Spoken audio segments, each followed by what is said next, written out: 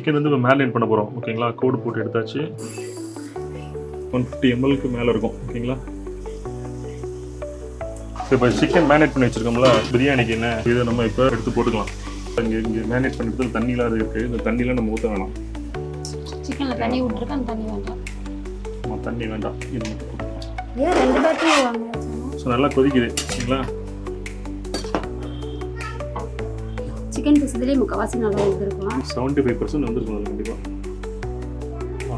அதான் நம்ம கிண்டவே இல்லையே. கிண்டா தான் நம்மளுடைய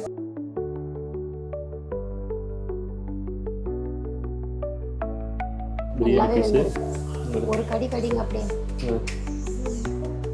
சரிதா சுடுது. பூ போல் வந்துருச்சு. கறி உடையாம எடுத்தாச்சு. ஹாய் ஃப்ரெண்ட்ஸ், இன்றைக்கி நம்ம வீடியோவில் லெக் பீஸ் வச்சு சிக்கன் பிரியாணி எப்படி செய்யலாங்கிறது பார்க்கலாம். இப்போ நம்ம சிக்கனை கோடு போட்டு ஊற வைக்க போகிறோமா? என்ன பண்ணுறோம்? நம்ம ஃபஸ்ட்டு வந்து இப்போ நம்ம சிக்கனை வந்து அறுத்து விட்டுட்டு மசாலா ரெடி பண்ணி ஊற வைக்க போகிறோம். ஸோ அதான் பண்ணிகிட்ருக்கேன்.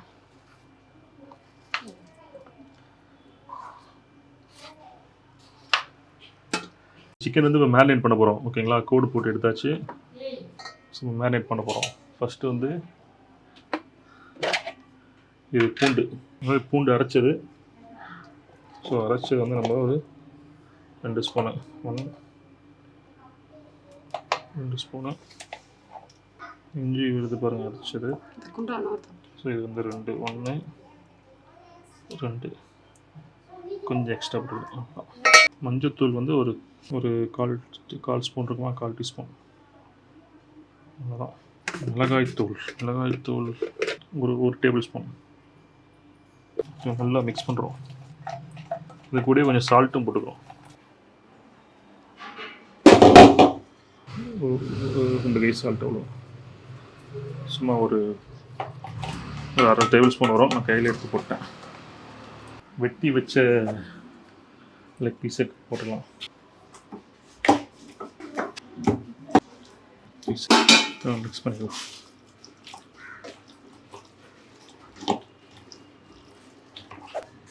மசாலா போட்டு மிக்ஸ் பண்ணியாச்சு. ஒரு 1/2 மணி நேரம் ஓட்டும். அப்படியே மூடி வச்சுருவோம். ஸோ நம்ம சேனலெல்லாம் சப்ஸ்கிரைப் பண்ணிக்கோங்க. Tamil cook vlogs.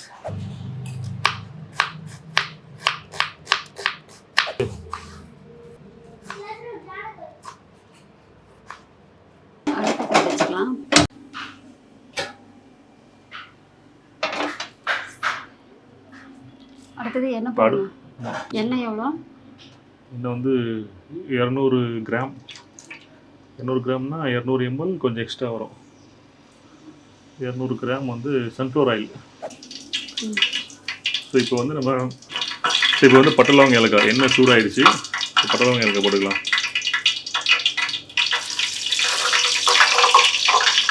பட்டை வந்து ஒரு 5-6 பட்டை, 4 கிராம், ஒரு 4 ஏலக்காய் போட்டால் போதும். பட்டை லவங்க ஏலக்காய் நல்லா பொரிஞ்சிருச்சு. இப்போ வந்து வெங்காயம் போட்டுக்கலாம். வெங்காயம் எவ்வளோ அளவு? வெங்காயம் வந்து ஒரு 400 கிராம் பக்கம் இருக்கும். 400 கிராம் கிட்ட இருக்கும். அதாவது 350 கிராமுக்கு மேலே தான் வரும். வெங்காயம் வந்து இப்போ நம்ம போட்டுட்டோம்.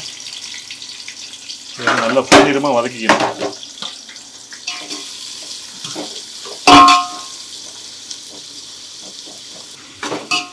வதங்கிடுச்சுன்னா வெங்காயம் வந்து இப்போ எல்லாம் வெட்டினது சேர்ந்துருக்கு. நல்லா வதக்க தனித்தனியாக பிரிஞ்சு வந்துடும். பிரிஞ்சு வந்ததுக்கப்புறம் நல்லா கோல்டன் ஃப்ரை ஆயிரும். கொஞ்சம் மூடி வச்சிட்டிங்கன்னா சீக்கிரமாக வெங்காயம் வந்து வதங்கும்.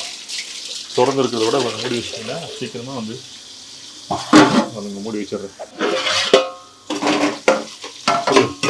வெங்காயம் இப்போ நல்லா பிரிஞ்சு வந்துருச்சு. இது இன்னும் கொஞ்சம் கலர் மாறணும். ஆமாம், இன்னும் கொஞ்சம் வந்துட்டா நம்ம தக்காளி ஆட் பண்ணிக்கலாம். வெங்காயம் நல்லா வதங்கிடுச்சு. அடுத்தது நம்ம என்ன போட போகிறோம்? ஆமாம், வெங்காயம் வந்து நல்லா கோல்டன் ப்ரௌன் வந்துச்சு. சரிதா? கோல்டன் ப்ரௌன் வந்துச்சு. இதுக்கு மேலே வதக்குறோம்னா ஒரு மாதிரி தீஞ்ச மாதிரி ஆகிடும். ஸோ இதுவே போதுமானது தான். அடுத்து வந்து நம்ம இஞ்சி பூண்டு ஆட் பண்ணிடலாம். பூண்டு 100 கிராம். 100 கிராம். இது வந்து பார்த்தீங்கன்னா 50 கிராம். 50 கிராம் கரண்டி. அது ஆமாம், 50 கிராம் கரண்டி எக்ஸ்ட்ரா ஆகலாம். அதேமாரி இஞ்சி நல்லா சமமாக தட்டி இப்படி காமி ஒரே இடத்துல நம்ம நல்லா அப்படி சமமாக தட்டி 2 100 கிராம் இஞ்சி 100 கிராம் பூண்டு அவ்வளோதான். போட்டதுக்கப்புறம் அப்படியே சிம்மில் போட்டுங்க. சிம்மில் போட்டு அப்படியே நல்லா கிண்ட ஆரம்பிக்க வேண்டியதான்.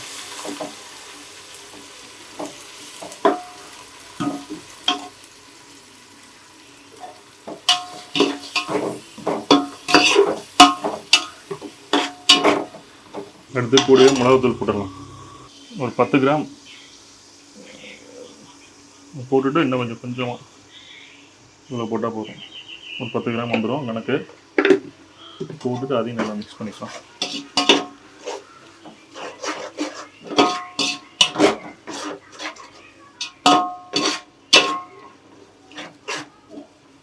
இது கொஞ்சம் பச்சை வடை போனதுக்கப்புறம் நம்ம டக்குன்னு கொத்தமல்லி புதினா ஆட் பண்ணிடலாம்.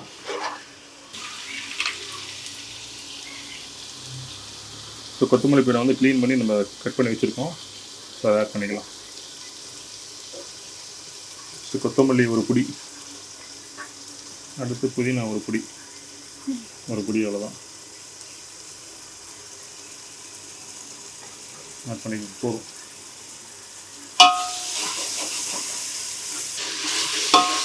அது கரண்டி துணியை பிடிச்சா தானே பரவாயில்ல, ஒன்றும் உண்டெல்லாம் ஆடும். சூடாக இருக்கு. அடுத்து அடி பிடிக்கிறதுக்கு முன்னாடியே தக்காளி போட்டுடலாம். கொஞ்சம் விட்டோம்னா அடி பிடிச்சிடும். அது தக்காளி பச்சை மிளகா ஆட் பண்ணிடலாம். காமி இது ஒரு ஏபு பிடிச்சிடும். தக்காளி பச்சை மிளகா ஆட் பண்ணிக்கலாம்.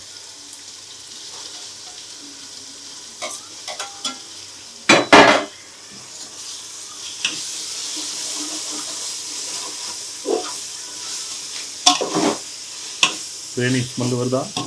வருது. தண்ணியில் எதுவும் சேர்க்க வேணாமா? அதில் தண்ணி லைட்டாக ஏதாவது இப்போ சேர்க்க வேணாம். கொஞ்சம் தக்காளி நல்லா வதங்கணும். இப்போ தண்ணி சேர்த்தோம்னா தக்காளி வதங்காது. தக்காளி நல்லா கொஞ்சம் எண்ணெயில் வதங்க நல்லாயிருக்கும். கொஞ்சமாக கல் உப்பு சேர்த்துக்கணும்.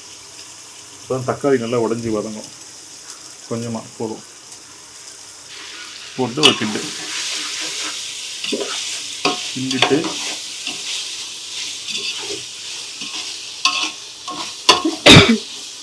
சிம்பிளாக போட்டுக்கலாம். கொஞ்சம் மூடி வச்சுக்கலாம். ஒரு 2 நிமிஷம். சிம்பிளாக தானே இருக்குது. இந்த கிளாஸோட அளவு 1/4 கிலோ நினைக்கிறேன். 1/4 கிலோ தான். ஆமாம், 1/4 கிலோ தான். இப்போ 1 அரிசி கலந்து கூட தெரிஞ்சிடும். இப்போ 1 கிலோ தான் வாங்கிட்டு வந்திருக்கோம் கடையிலேருந்து. இது 2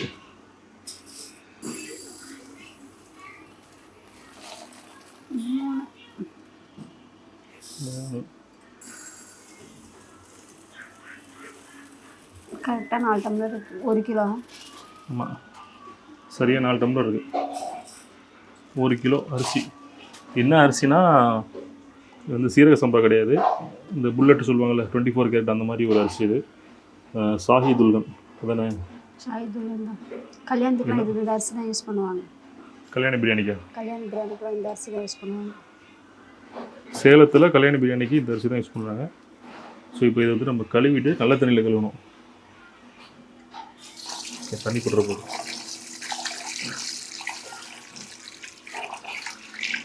கழுவி விட்டு ஊற வச்சிடலாம்.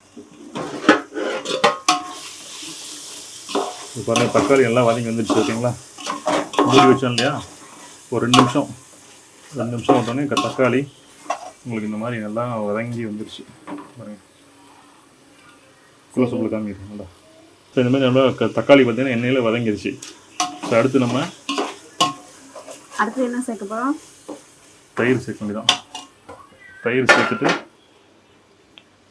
தயிர் ஆல்ரெடி பாருங்கள் காமி. இது வந்து ஒரு 1/4 லிட்டர் டம்ளர் இருக்கும். இது வந்து ஒரு 150 ml மேலே இருக்கும். ஓகேங்களா? இது அப்படியே போட்டுக்கலாம்.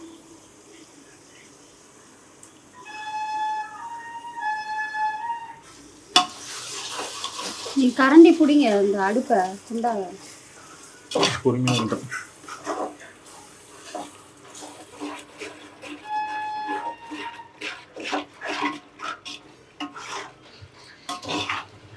சைட்லலாம் எண்ணெய் எண்ணெய் பிரிஞ்சு வரும்.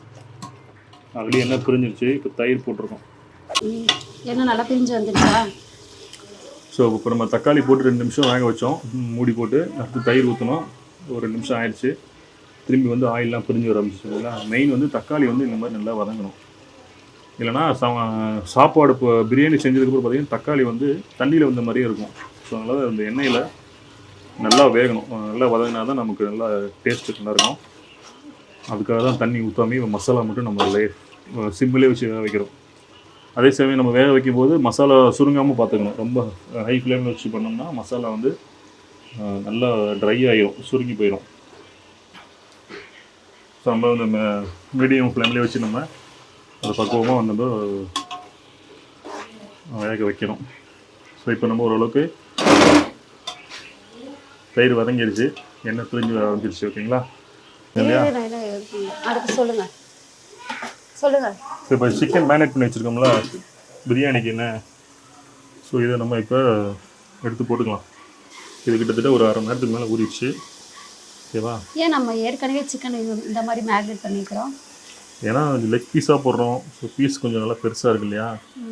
பிரியாணி குக்கிங் ப்ராசஸ் டைமில் வந்து உள்ள மசாலா இறங்காது சரியா. அதனால் நம்ம முன்னாடியே மேரினேட் பண்ணி வச்சோம்னா ஓரளவுக்கு நல்லா மசாலா உள்ளே இறங்கணும். ஏன்னா பெரிய லெக் பீஸாக இருக்கிறதால முன்னாடியே மேரினேட் பண்ணால் கொஞ்சம் நல்லது, நல்லாயிருக்கும் டேஸ்ட்டு. போடலாமா?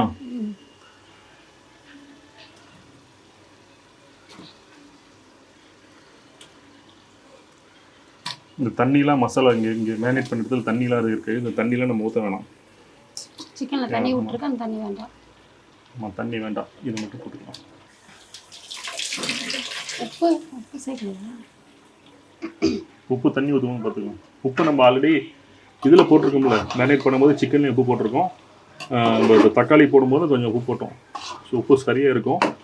இப்போ நம்ம அளவு தண்ணி ஊற்றுவோம் இல்லையா, அளவு தண்ணி ஊற்றும் போது நம்ம உப்பு செக் பண்ணிக்கலாம். இப்போ இந்த லெக் பீஸ் போட்டுட்டு என்ன பண்ணுறோன்னா நம்ம ஒரு 2 நிமிஷம் லைட்டாக வதங்கிட்டோம். வதங்கினோடனே நம்ம அளவு தண்ணி ஊற்றிடலாம். அளவு தண்ணி ஊற்றும் போது சுடு தண்ணி ஊற்றணும்னா கொஞ்சம் பெட்டராக இருக்கும். நம்ம பக்கத்தில் சுடு தண்ணி சரி, இப்போ நம்ம பக்கத்தில் சுடு தண்ணி ரெடி பண்ணல. ஸோ அதனால் நம்ம இப்போ என்ன பண்ணுறோன்னா பச்சை தண்ணி ஊற்ற போகிறோம். ஸோ கொஞ்சம் 2 நிமிஷம் வேகட்டும். அப்படியே மூடி போட்டு மூடி வச்சிடலாம். அப்படியே வா. அடுத்தது என்ன பண்ண போகிறோம்? இப்போ லெக் பீஸ் போட்டு 2 நிமிஷம் ஆச்சு. இப்போ நம்ம லைட்டாக கிண்டி விட்டுக்கிறோம். கிண்டி விட்டுட்டு அளவு தண்ணி இப்போ நம்ம ஊற்றிக்கலாம். ஓகேங்களா? இப்போ அந்த லெக்கு வந்து மசாலாவில் வந்து மிக்ஸ் ஆன அந்த ஸ்மெல் வருது. அப்படியே ஒன்று எடுத்து காமிங்க.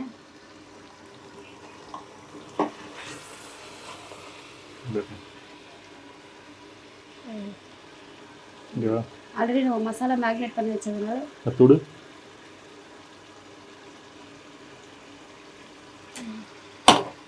இப்போ நம்ம அளவு தண்ணி ஊற்ற போகிறோம். ஓகேவா?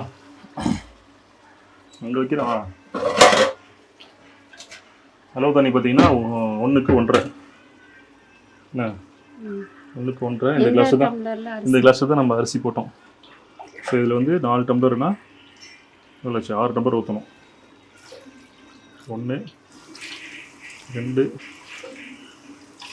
3 4 5 6 போட்டு இப்போ ஒரு கிண்டு. ரொம்ப போட்டு கிண்டணும். சிக்கன் லைட்டாக வெள்ளையெல்லாம் ஆகாது. உப்பு செக் பண்ணி உப்பு இருக்கான்னு பாருங்க. இப்போ எண்ணெயை தள்ளி விட்டு லைட்டாக உப்பு போடணும். உங்கள் க்ளோஸ்அப்லாம் காமிக்காது.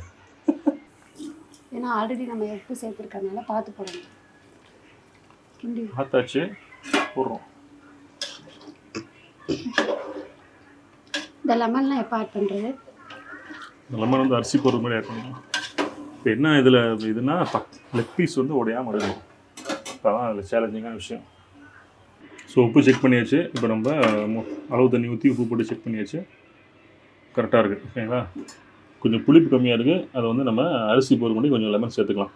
இப்போதைக்கு மூடி வச்சிடலாம். நல்லா கொதிக்கிட்டோம். கரெக்டாக ஒரு 10 நிமிஷம் கொதிக்கிட்டோம். கொதித்து அந்த அரோமா ஸ்மெல்லு வெளியே வரணும். கொதித்து அரோமா ஸ்மெல் வந்தோடனே நம்ம அரிசி போட்டுடலாம். ஏன் 2 பேர்த்தையும் வாங்கன்னு சொன்னோம்? ஸோ நல்லா கொதிக்குது சரிங்களா? நல்லா கொதிக்குது. சிக்கன் பீஸ் இதுலேயே முக்கால்வாசி நல்லா வந்துருக்கும். இதுலேயே நம்ம சிக்கன் பீஸ் வந்து ஒரு 75% வந்திருக்கும் அதில் கண்டிப்பாக. ஓகே. அரிசி போடும்போது ஹையில் வச்சுக்கலாம். இப்போ லெமன் போட்டுக்கலாம். லெமன் வந்து ஒரு லெமன் பிடிஞ்சோம், ஒரு 3/4 அளவு ஊற்றிக்கலாம் போதும். இப்போ நம்ம அரிசி போட்டுடலாம். அரிசி கம்மி வடிகிட்டு வச்சுருக்கோம், மறுபடியும் போட்டுறோம். லெமன்னா ஆல்ரெடி புளிஞ்சிச்சு. ஓகேவா?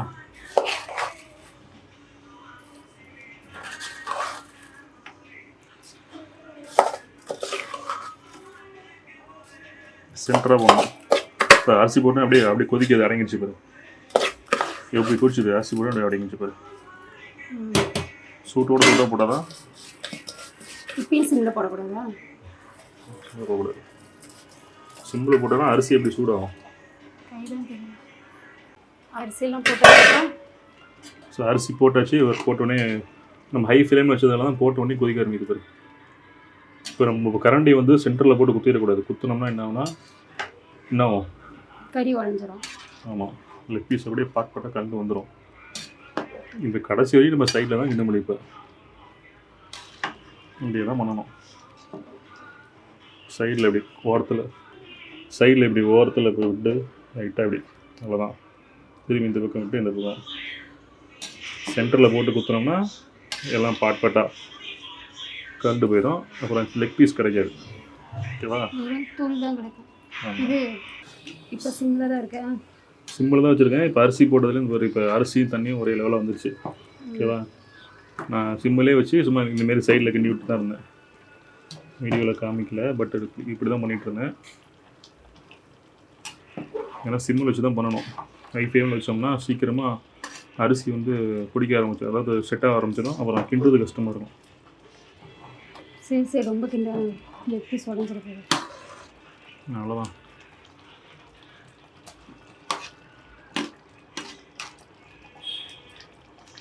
அப்படியே தம்மு கூட்ட வேண்டியதான். பார்த்தீங்கன்னா பாரு, அரிசியும் தண்ணியும் லெவலாக இருக்குது. ஓகேவா? இப்போ நம்ம அப்படியே தம்மு போட்ட வேண்டியதான்.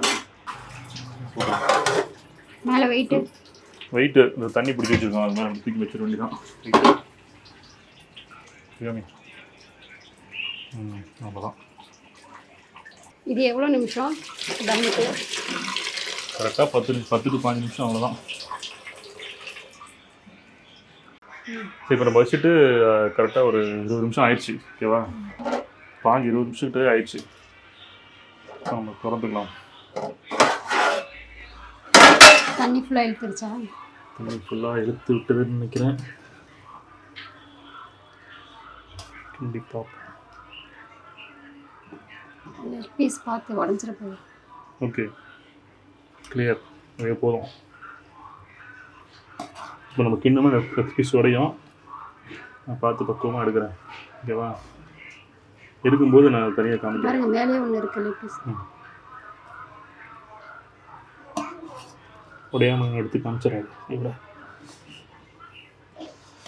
2 பீஸ் வருது.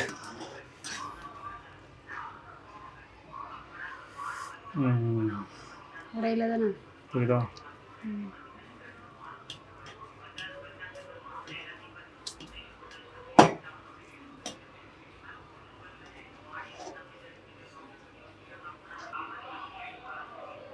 ஓகேவா? அடுத்து ஆஃப் பண்ணியாச்சு. ஓகேவா? ஆஃப் பண்ணியாச்சு. இப்போ நம்ம கிண்ட முடியாது. கிண்ணம்னா நம்ம ஓரமாக தான் எடுக்க முடியும். கிண்ணம்னா லெக் பீஸ் இருக்கிறதால எல்லாம் உடஞ்சிடும்.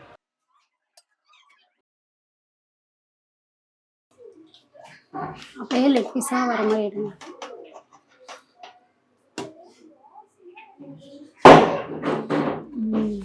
லெக் பீஸ் உடையவே இல்லைல்ல? உடையல. அதான் நம்ம கிண்டவே இல்லையே. கிண்டா தானே உடையும்.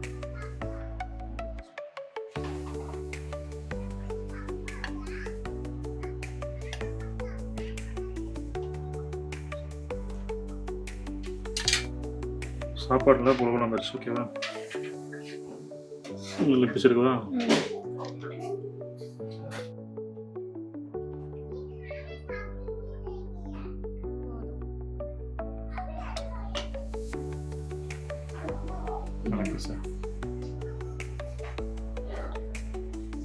அப்படியே மேலே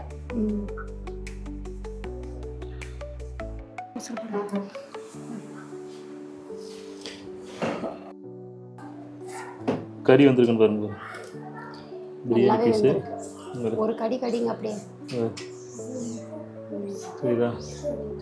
சுடுது பாருங்க. நல்லா பூ போல வந்துருக்கு. பூ போல் வந்துருச்சு. கறி உடையாம எடுத்தாச்சு. இதையும் பார்த்துரு. லெக் பீஸ் கடிங்க ஒரு கடி. கடிக்கல, அப்படி உடச்சி காமிக்கிறேன் பாரு. வந்துருச்சா? சூப்பராக வந்துருச்சு. சிக்கன் லெக் பீஸில் 65 and chicken leg piece biryani, leg piece போட்டு பிரியாணி. ஸோ இந்த வீடியோ பிடிச்சிருந்தா லைக் பண்ணிட்டு ஃப்ரெண்ட்ஸோடு ஷேர் பண்ணுங்கள். இன்னொரு சூப்பரான வீடியோவில் மீட் பண்ணலாம். ஓகே.